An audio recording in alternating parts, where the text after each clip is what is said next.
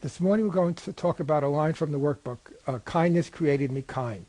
I think this is an extremely helpful line to keep in mind as we go through our day. Anytime we're tempted to have an unkind thought about anyone, a critical thought, a mildly judgmental thought, an enraged thought, we should say that line to us, kindness created me kind. And if that's true, then I am substituting my version of that and saying unkindness created me unkind. In other words, I'm a child of the ego instead of a child of God. Of course, if kindness created me kind, then how could I be unkind?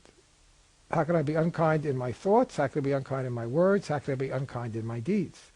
And unkindness in the Course, even though it doesn't specifically say this, it's obviously implied throughout. Unkindness in the Course would mean that I may have a kind thought about you or this other person or half a dozen people or 2 million people, but if that kind thought does not embrace all people, it is unkind. It would be an example of what the Song of Prayer would call kindness to destroy. If we are truly being kind, then that kindness must extend to embrace all members of the sonship, otherwise it is not kind. And so this statement as a rule of thumb would be very helpful on a very practical way of seeing how it is that I'm continually asserting that my ego is right and God is wrong. And so there's a line in the text which I frequently quote, which says, "And God thinks otherwise." And this comes in the midst of a long discussion of the ego's thought system of murder and battles and war, etc. And then the simple statement appears, "And God thinks otherwise." Well, our ego has a retort to that, all right? That what our ego says, and I think otherwise. And the demonstration that the ego thinks otherwise, that the ego feels that it is wiser than God, that the ego believes that it knows what salvation is for us, namely attack and judgment and criticism, it takes the form of our being unkind. Well, the word kindness itself does not appear all that frequently in the Course. Other words are more frequent, such as gentleness.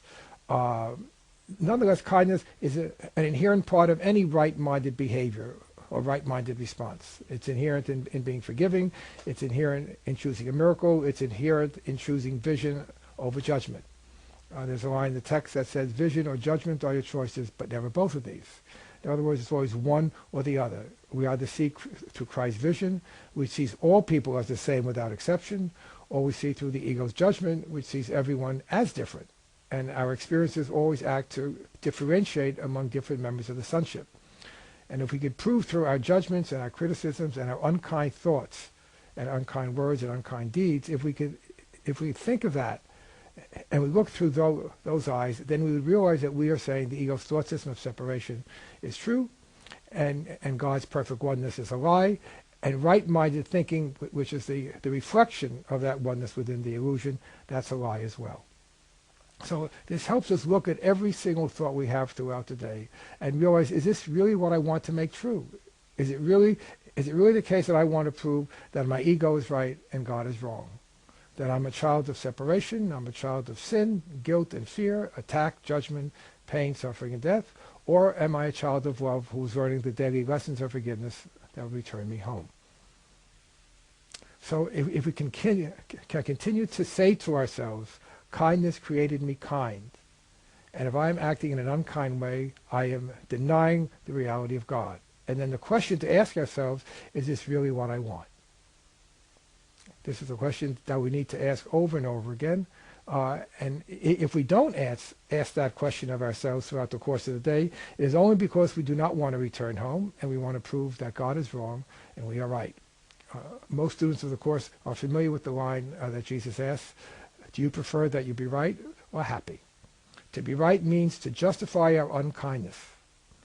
To be happy means that we recognize that even though we are unkind, we don't have to justify it. And we could look at our unkind thoughts and realize that this is simply a defense against the truth. This is kind of an extension of lesson 136.